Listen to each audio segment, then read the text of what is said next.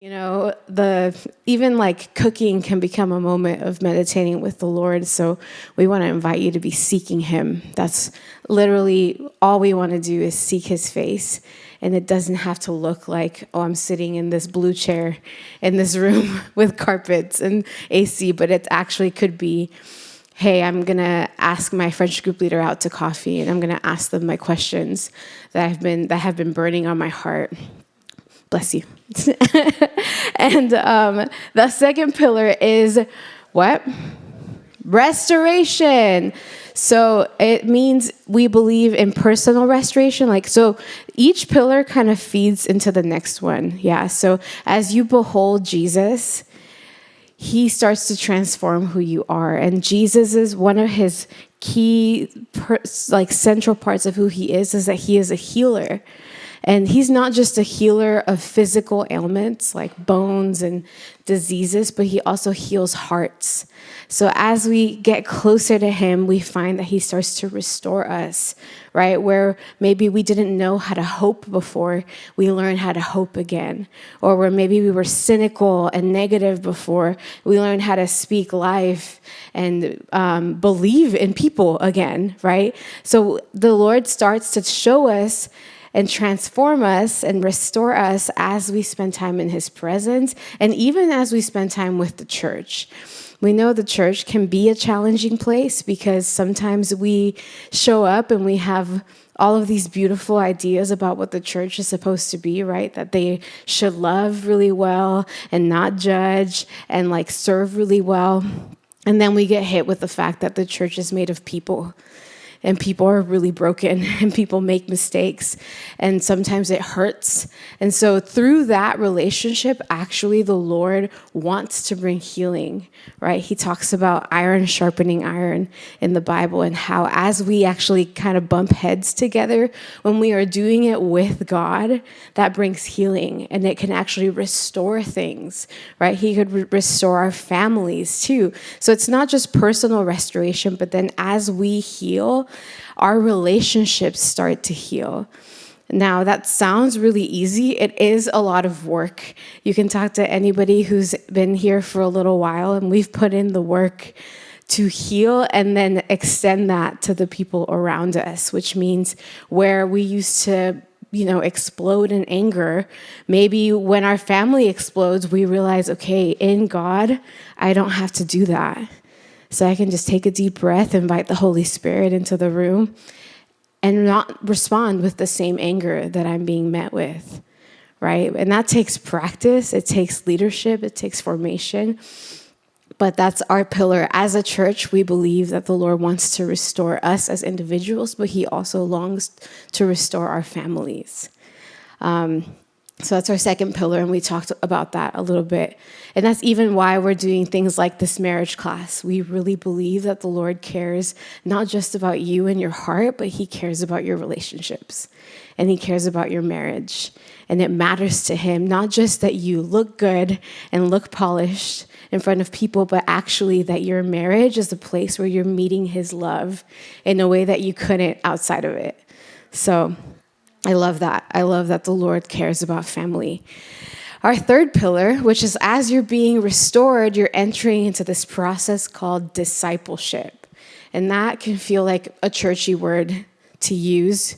But basically what discipleship is, another way to look at it, is like apprenticeship. Right? Back in the day before colleges were invented and schools and all of those things, and the way that you would learn how to do a job is you would become an apprentice. So you would find a master craftsman. Like if you wanted to be, what's the word? What's the guys that make the swords? What are they called? Blacksmith. Thank you. If you wanted to be a blacksmith, you wouldn't open a book about blacksmithing or go and took blacksmith college. You would have to find a blacksmith that you looked up to and ask them, hey, will you teach me? And so what they would do often is you would spend all day, every day with that person. You would learn their trade to the point that they taught you everything they know and then some. And then you would be the next generation of a blacksmith. And so when it comes to following Jesus, that's what discipleship is I find someone who is following Jesus, who is ahead of the game in some ways, and I do life with them. So I share my life. I spend time with them. I maybe eat food with them. I get to know their family. I open up my life and I say, hey, can you help me look more like Jesus? Can you show me or point it out to me if I'm acting in a way that doesn't align with my commitment to Jesus? And so as we do discipleship, we start to look more like him. And it's basically we become an apprentice of Jesus. And more often than not, that means we become the apprentice of a person. Now, is that person Jesus? No. But the goal is that that person points us to Jesus. They see him and have more practice being in him than we do.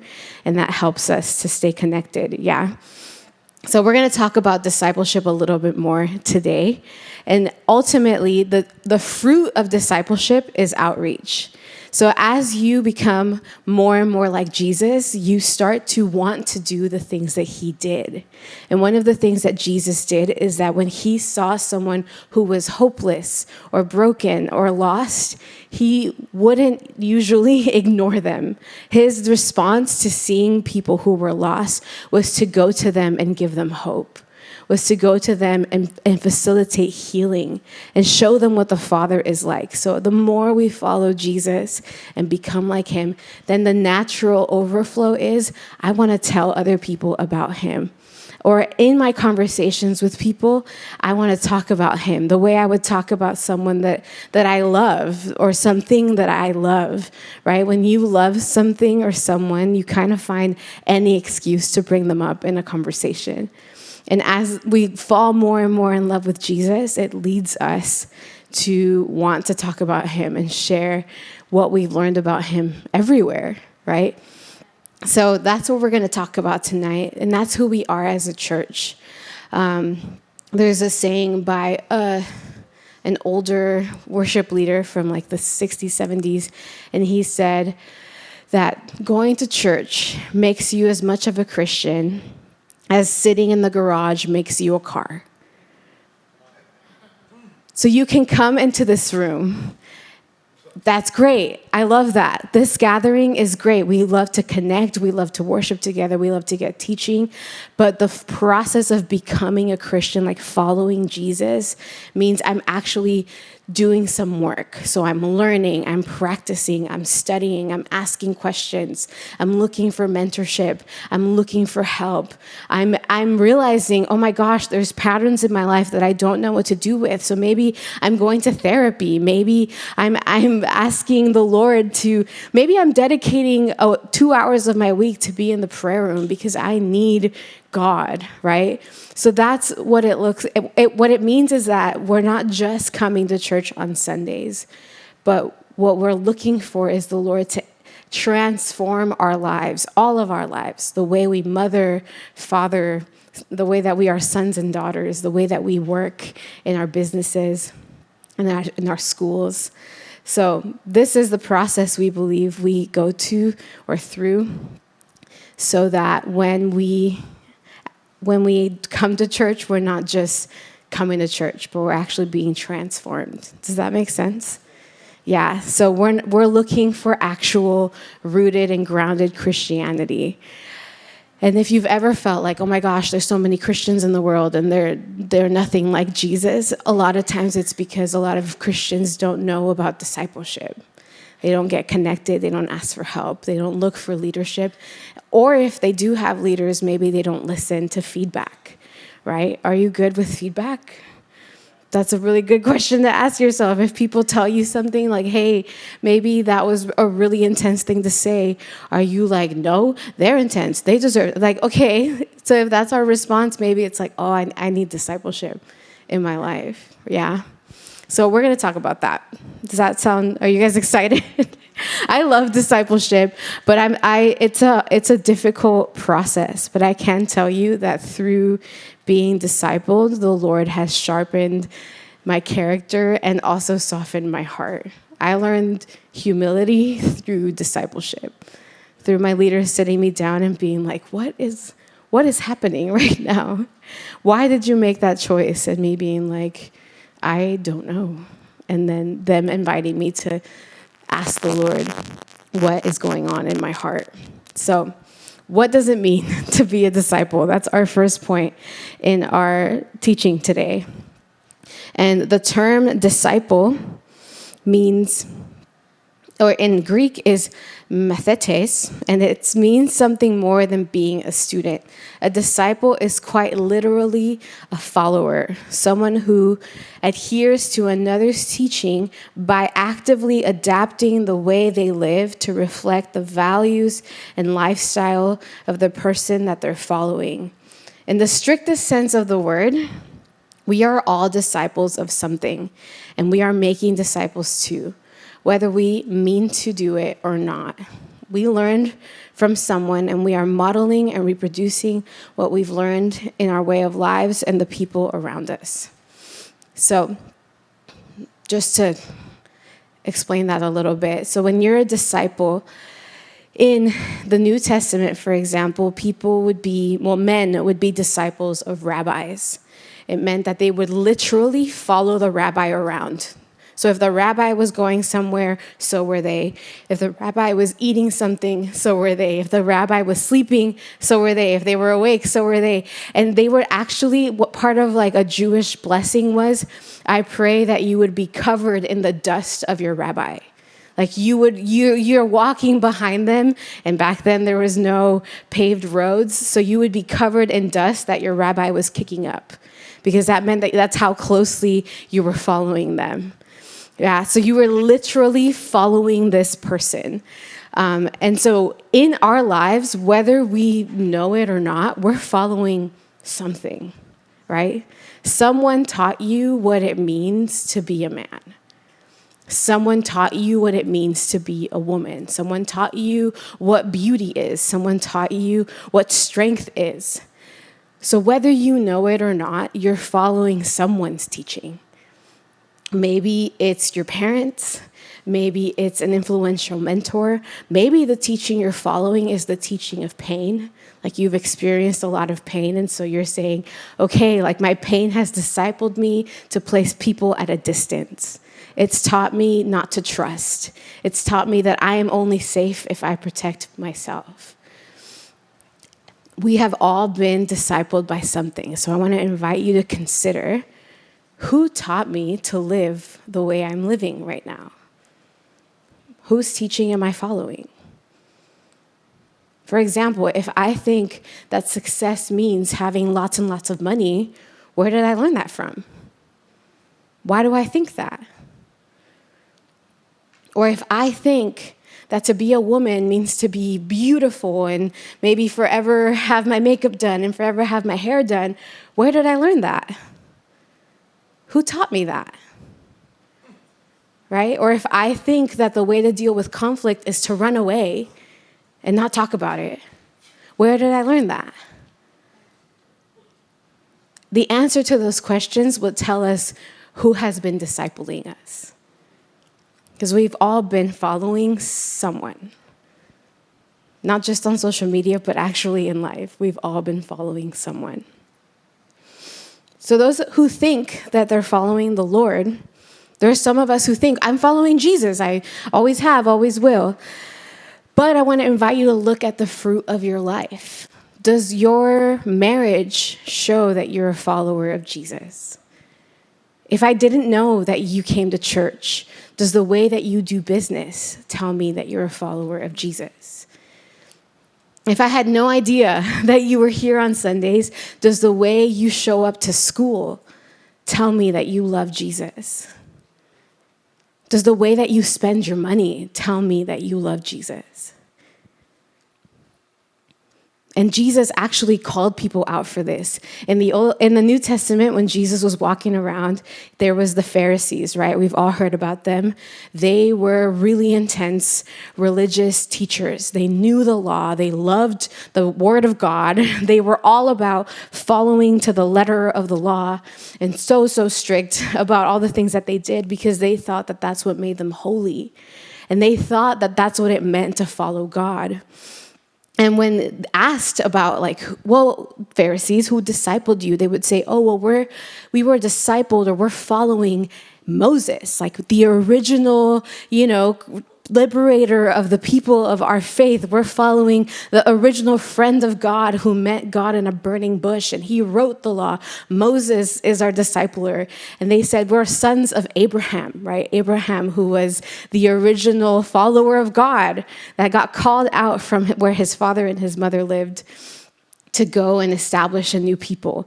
And so they would say, we're friends of God. We're friends of the first people who followed God. And Jesus actually confronted them about that. He said, are you really friends of God? Because what he would observe them doing, the fruit of their lives was they would give people all kinds of religious burdens and not help them at all. They were looking for money and success and clout, but they were not humble. They were looking for the Messiah and could not see that Jesus was standing right in front of them.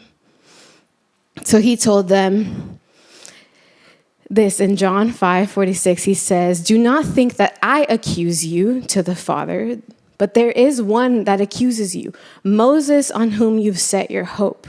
For if you believed Moses, you would believe me, for he wrote of me. But if you do not believe his writings, how will you then believe my words? So he's saying, you guys think you follow Moses. Moses would have seen me, but you guys don't see me. You guys are actually mad at me, and you keep trying to poke holes in all of my teachings, and you keep trying to look for ways to kill me. So you think you're a disciple of Moses, but you're not.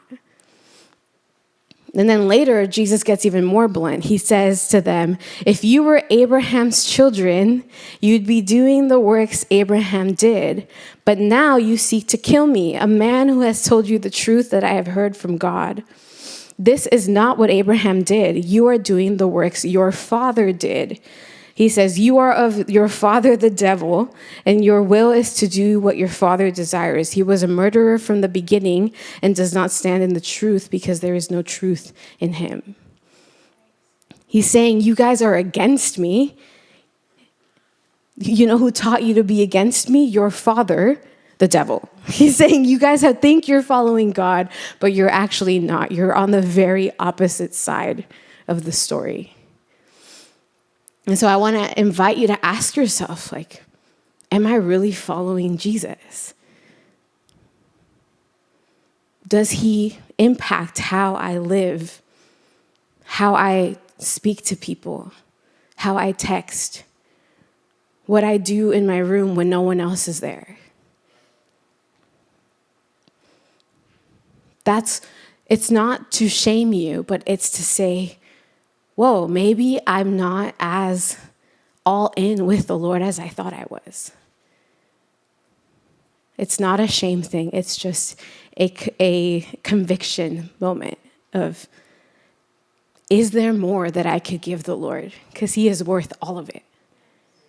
I want to surrender all of my life to him, from my inner thoughts to my daydreams, to my relationship with my husband, to the way I treat the waiter when they bring the wrong food, to my response when somebody cuts me off on the freeway. I want to give Jesus all of the details of my life because he is worthy of them. He is worthy of the smallest thing and the greatest thing. And so the fruit of these little things, these little beliefs, show us, are we following Jesus, or are we following the American dream?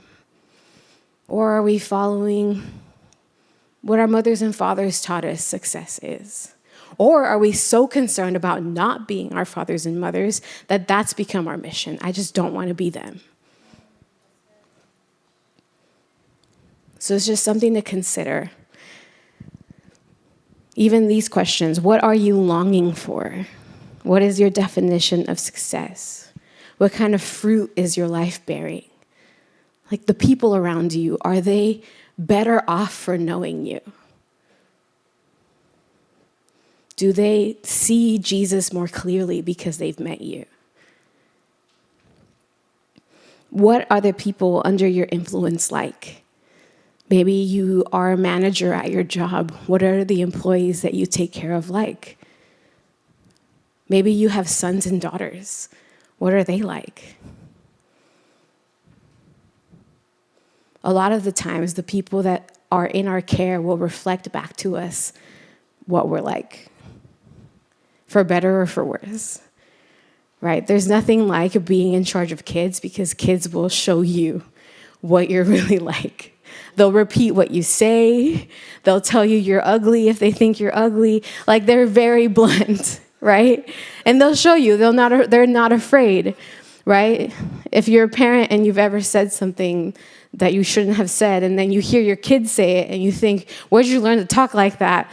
It was probably from you, right? We all learned from our parents, and we all reflected it back to them. So it's just interesting if you're like, how do I know what's the fruit of my life? Look at the people that you have influence over. What are they like? And if you're like, I don't influence anybody, I'm sure you do. I'm sure you do, whether you believe it or not. Just look at the people closest to you. Who talks like you? Who dresses like you a little bit? Who asks for your opinion about things? Those are the people that you're influencing. So, first point established is we are all following someone. And we all have followers, whether we believe it or not. So we have to be careful, intentional, right? If you didn't know before, now you know. So now you get to choose, who am I following and how am I influencing the people that are following me? Yeah. So today we're going to look specifically at what does it look like to be a disciple of Jesus. So when Jesus called his disciples, he made a very simple call. He said, "Follow me and I will make you fishers of men." Yeah, so most of them were fishermen. Not most of them, like 4 of them were fishermen. They were literally fishing for fish. And then Jesus came and he saw what they were doing and he said, okay, guys, I'm going to transform what you're doing and take you from doing something mundane, like fishing, and take you to fish for men. And I don't know if they knew what that meant, but the Bible talks about how they dropped their nets and they said, all right, let's go. And then they started following Jesus everywhere he went. So to understand what this means, we can break down this call into 3 parts. The first thing is he says, follow me. So he's saying, come with me, do what I do, go where I go, say what I say, follow me. So this means using our will and our mind to choose Jesus. That's the first part of being a disciple of Jesus, is I'm going to intentionally choose to follow him all the time. Number 2 is he says, I will make you. So he's saying, I'm doing this work. I am making you something new, something you didn't know how to be before. It involves the transforming work of the Holy Spirit when we surrender to him. So he's saying, you choose to follow me, and then I do the work of transforming you. Your job is to just stay with me. That's part of discipleship. You just stay, and you do what you see him do, and you say what you see him say or hear him say, and you go where you see him go. And he does the work of changing you. He does the work of helping you break habits and all of those things. And the third thing he says is he makes us fishers of men. So this is a new action. Instead of dedicating ourselves to our own goals and our own vision of success, we partner with him to accomplish his dream in the world. So before following Jesus, the disciples' biggest dream was to catch as many fish as possible in a day or a week.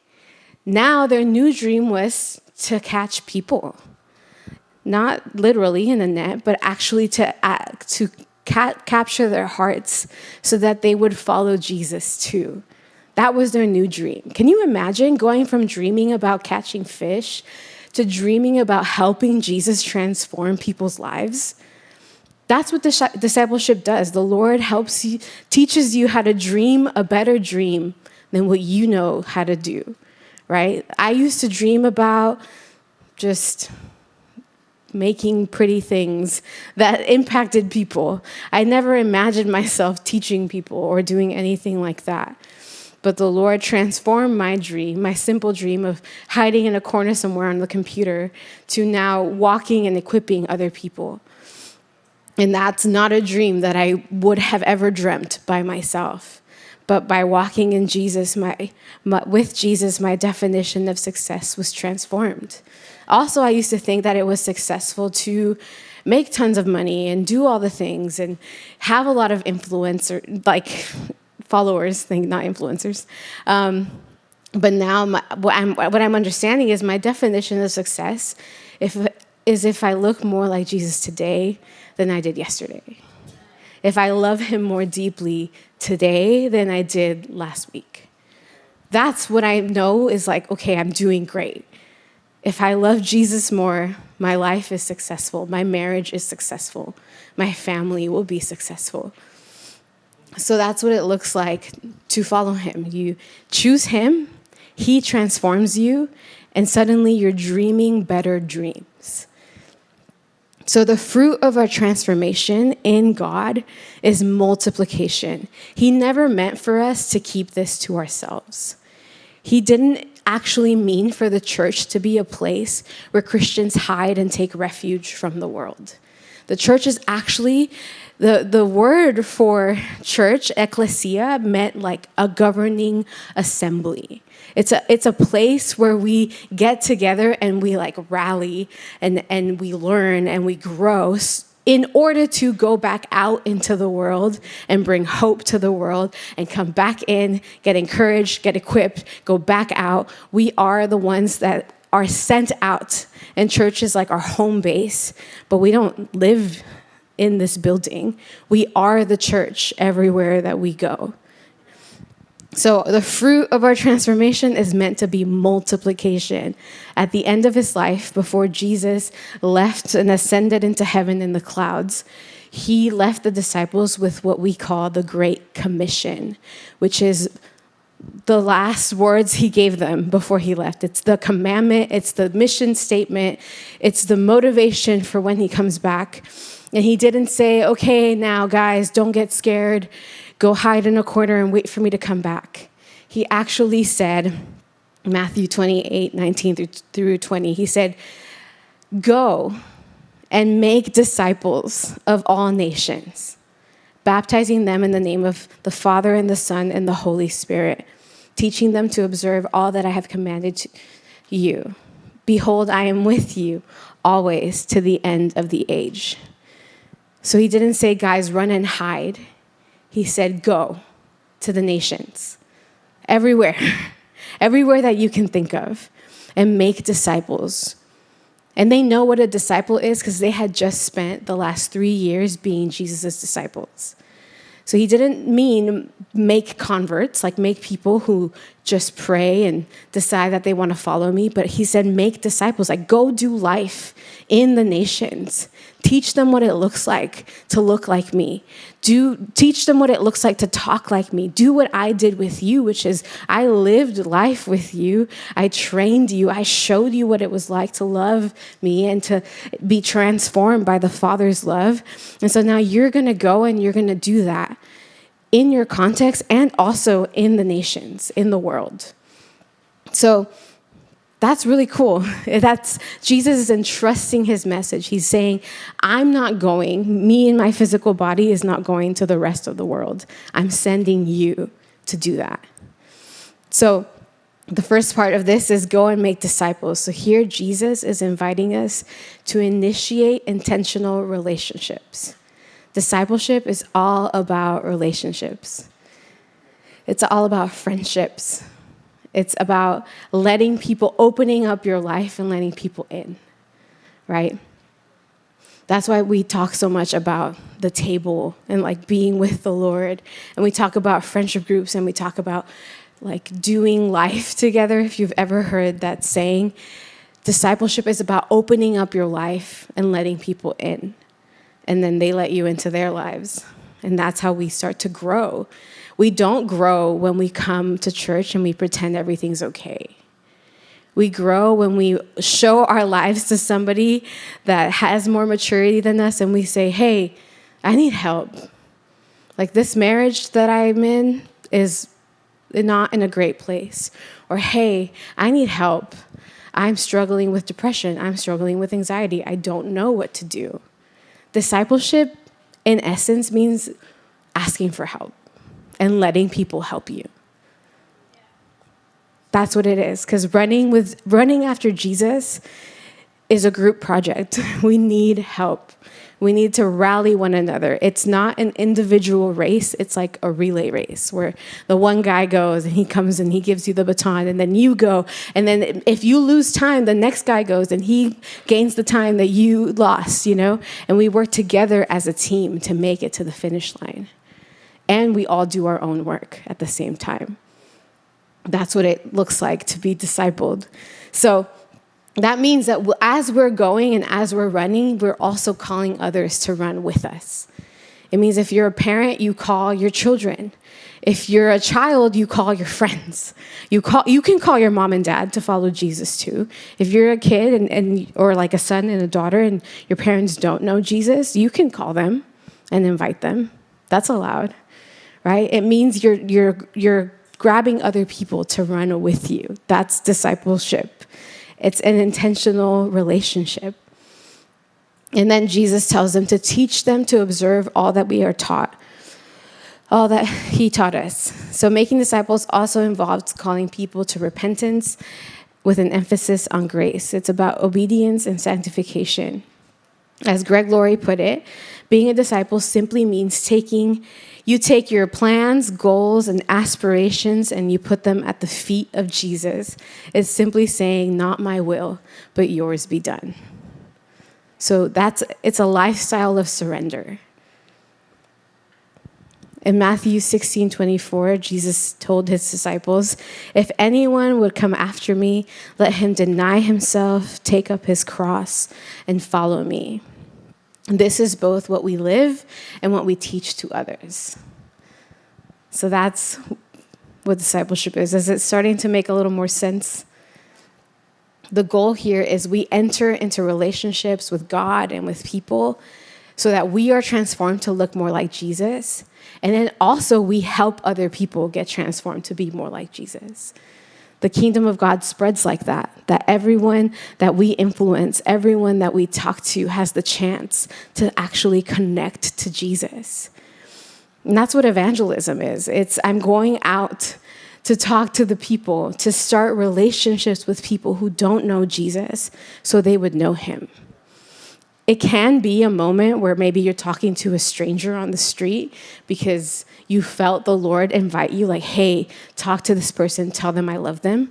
And it can also be a moment where you go to a family gathering and you talk to your aunt and uncle about Jesus because you already have a relationship with them and they've seen the transformation in your life.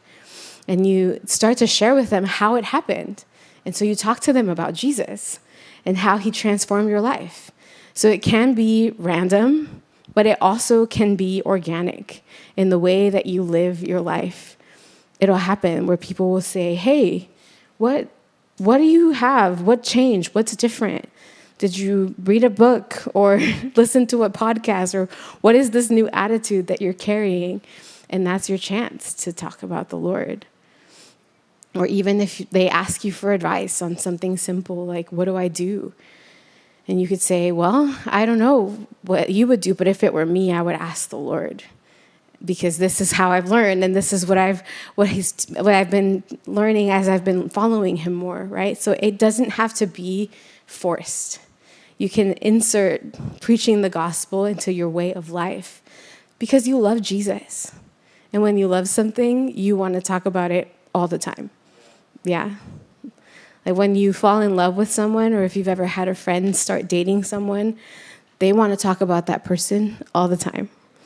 Yeah, you could be doing anything. You could be at McDonald's and they'd be like, you know who loves McDonald's? The new guy that I'm dating, he's great. Let's talk about him, right? Or you could be just walking down the street and you'd be like, oh my gosh, that tree looks like the new guy I'm dating. But right? Because it's love. right? They're just spending time with that person. They're learning who that person is. They're falling in love, and they just want to talk about them all the time. And that's what evangelism can look like. As you fall in love with Jesus, you're like, hey, you know who loves food? Jesus. Did you know that Jesus ate? Did you know that he would love to be here at this table with us, just doing life? What if we invite him to this table? Lord, thank you for coming to dinner with us. Transform this conversation. Like, it can be simple. It doesn't have to be like, you don't have to print out a billboard to do evangelism. You can just be living your life and let him come up naturally. Cool. So with that, we don't graduate from discipleship. It's not like one day you're a disciple and then you finish the class or you get your certificate and you're no longer a disciple, you've graduated and now you're a leader.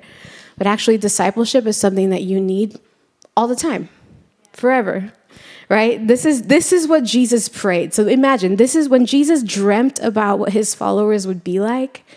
This is what he asked the Father for. He said, Father, that they may be one, as you and I are one. As Father, as you are in me and I in you, that they may also be in us, so that the world may believe that you sent me. He said, the glory that you have given me, I have given them, that they may be one as we are one. I in them and you in me, that they may become perfectly one, so that the world will know that you sent me and loved them even as you have loved me. So he's saying, I want them to be as united and as in God, the Father, as I am. That's his dream. He's praying to the Father that they would love and talk and be as united as you and I are. And the way that Jesus was with the Father, he said, I don't do anything that he doesn't do. I don't say anything that he doesn't say. I'm completely dependent on the Father. His prayer for us is that we would be completely dependent on him, and that the diverse people in this room would walk in perfect unity. That's his goal, his dream. So discipleship is the art of practicing that and learning and, growing and getting feedback until the day when we are perfectly united with each other and with God. Until then, we're still works in progress, which is great. We love growing. We love learning. Christianity is not about mastering all of the religious traditions. It's about growing in the likeness of Jesus. And so when you grow, sometimes you need to be pruned.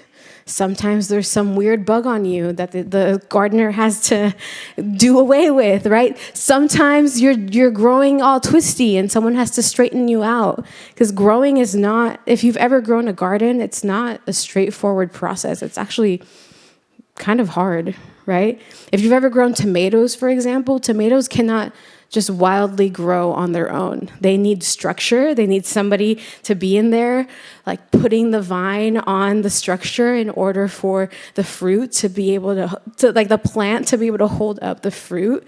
And then once the fruit grows, it needs to be plucked out at the right moment, because if it's not, then the whole plant will fall over. And then your whole tomato crop is gone, right? I spent a summer gardening, and it was not my favorite activity because it's a lot of work. It's a lot of little details, right? And then the tomato plant has this crazy looking green worm thing that grows on it, and you have to kill it and make sure it doesn't kill your tomato plant. So I had to sit there looking. And the thing about the bug is it's the same color as the leaf. So then you have to be in there like, is this a bug? And then when you find it, you have to squish it.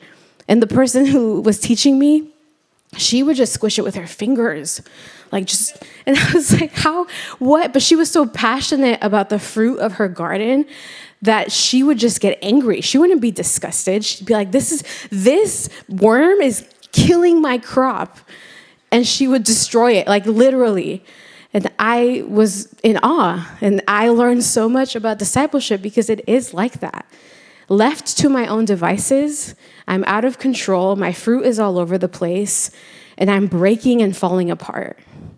But with Jesus, the gardener, and leaders who help him garden in my life, I'm able to bear fruit. I'm able to untangle myself from the weeds of my life. When something creepy crawly comes up, somebody's there to squish it, right? That's the joys of the process of discipleship.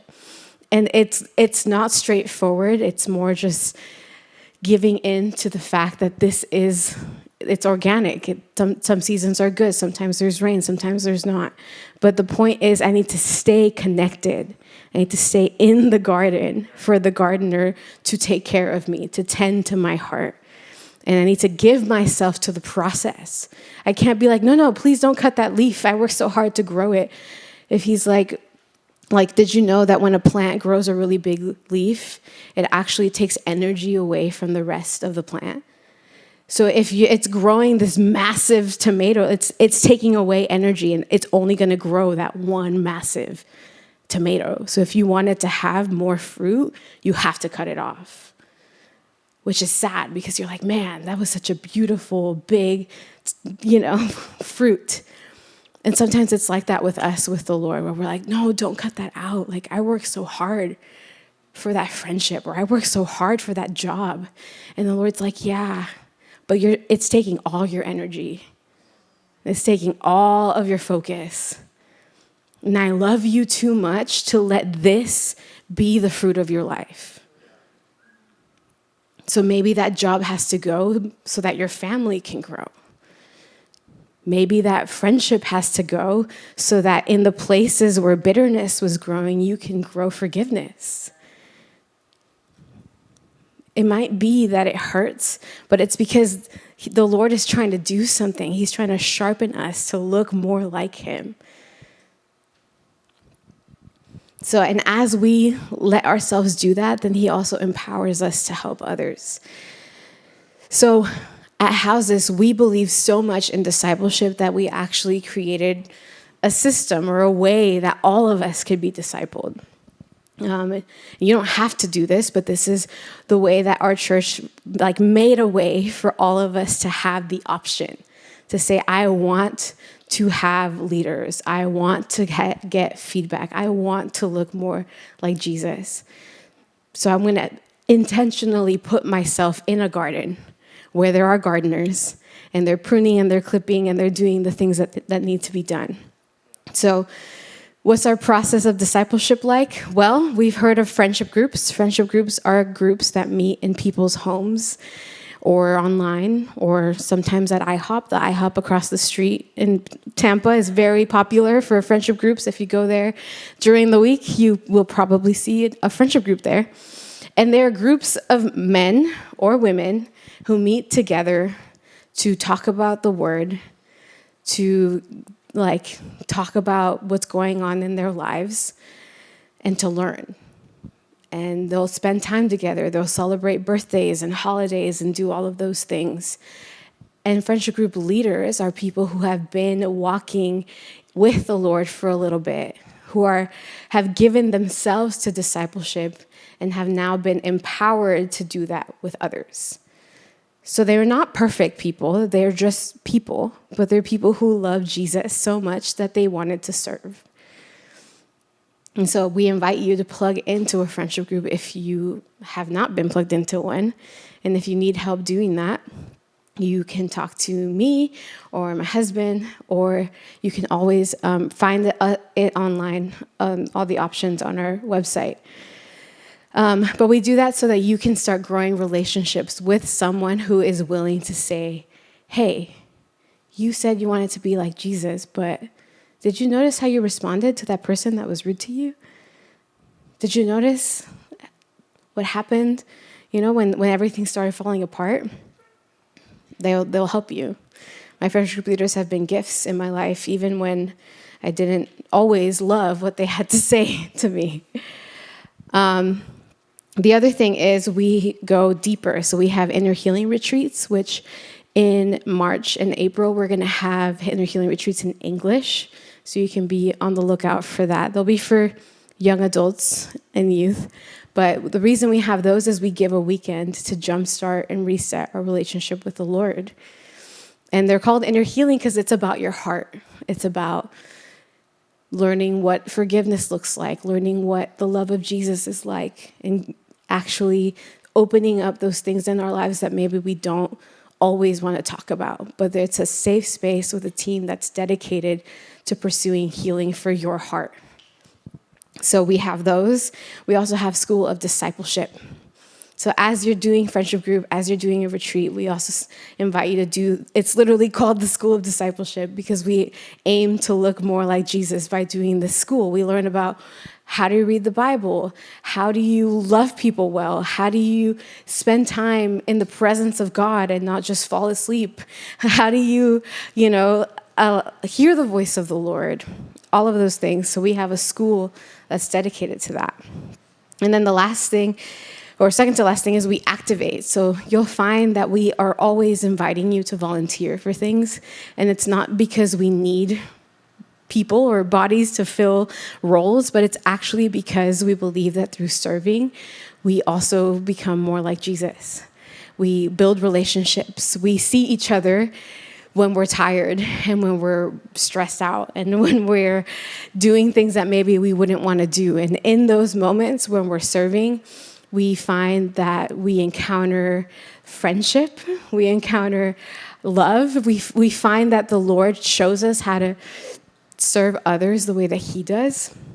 We find ourselves doing things we never thought we would do. Like some people who never pictured themselves loving working with kids, work with kids for years and years. Some people who hate waking up early in the morning end up showing up here Saturdays at 3 a.m. because they fall in love with serving at the food bank and helping families in need. Some people who are horrible with technology end up behind cameras because they have a heart for promoting that the gospel would be broadcast everywhere. So there are really beautiful opportunities to serve. Even if you see the women who greet you at the door, some of them are very shy, but they stand at the door because they believe you are worth welcoming with a smile and with love. And even though they're not the English is not their favorite language, they come and they serve an English service because they love us. Isn't that beautiful? Service is how we start to reflect and practice Jesus's heart. So if you're I want to serve, or I want to start to grow, how do I do that? I want to invite you to serve for the ministry that stands out in your heart. And it might not be the ministry you imagine yourself in. It might be that you do end up in the nursery with the babies, being I'm surrounded by babies, and they're all crying, and I cannot help any of them, and I know nothing about babies, and that's great. I started in the nursery, holding people's babies. But it's beautiful because that's also a way you get to practice the heart of Jesus, and it's a way that you get to get feedback and you get to get trained. So we love service here. But notice that that's later down the line. We don't want to invite you to serve without taking care of your heart and taking care of your walk with Jesus. So we actually believe that who you are and the health of your heart is more important than what you can do. Yeah. And the last thing we do is we empower others. So as you serve, as you're plugged in, then someone might tap on your shoulder and be like, hey, you know who would be a great youth leader? You. And you're me lead, oh my God. But that's the moment. Discipleship also takes us to lead others. And so it could be that you're the last person that you would ever imagine would teach somebody or help somebody or mentor somebody. But along the way, you get tapped because a leader sees potential in you. Don't just wave that away as, whoa, but you don't know me. If someone's telling you that, consider leaning in. Consider being Lord, is this you? Are you inviting me to lead? Do you trust me like that? Because maybe he does. And maybe he's I'm actually inviting you to lead because the first group you lead is going to form you more than you're going to form them. That's literally what happened in my life. The Lord invited me to lead Holy 58, and the first group of high schoolers I served, I don't think that I helped them a lot, but they helped me a lot. They showed me all of my character weaknesses, all of the ways that I was proud, all of the ways that I needed God. Yeah. So I want to invite you, don't just wave it off. It might be for something. So all of that to say, that's the process we have at our church, but you don't have to wait until you finish the school of discipleship to start influencing people or showing that you love Jesus where you are. The Bible is actually filled with people that serve the Lord in their context. In 2 Timothy 1:5, Paul is talking to Timothy, his favorite disciple, and he talks about how the reason Timothy believes in Jesus is because Timothy's grandmother believed in Jesus. And Timothy's grandmother taught Timothy's mother. And now Timothy's the one that loves him. And there's letters about him. And he's leading in the church. And we don't know what else his mother and grandmother did, but we do know that they impacted their generations with the way that they parented. So maybe you're a mother or a father that the Lord is inviting to be of influence with your children. And then there's another place in the book of Acts where there's a woman she's an artisan. She's a business person. She's wealthy, and she makes these beautiful robes. And it says that she's full of good works and acts of charity. And she actually dies in Acts. And the women around her are so sad. They miss her, and they when Paul comes, I think it's Paul, oh Peter, sorry, when Peter comes to comfort them, they bring all of the robes that she had made for them, because she had literally delivered her artisanal robes to them, and discipled them and showed them the love of Jesus through the things that she was making. And then Peter actually ends up praying for her, and then resurrects her from the dead, which is so cool. And we see that her ministry may not have been preaching in the streets, but it was making things for people. Maybe that's your ministry. Maybe you're a maker or an artist. And maybe that's how the Lord's inviting you to minister to others. So wherever we are called to be disciples and make disciples. I want to invite you to ask the Lord, how are you inviting me to activate today? So it could be you do a school, it could be you serve, it could be you come to the prayer room, it could be you sign up for the interest night, it could be that you commit to turning one of the rooms in your house into a prayer room and you start praying for your family like crazy, or you change how you parent. But let's ask him, Lord, how are you inviting us to activate today?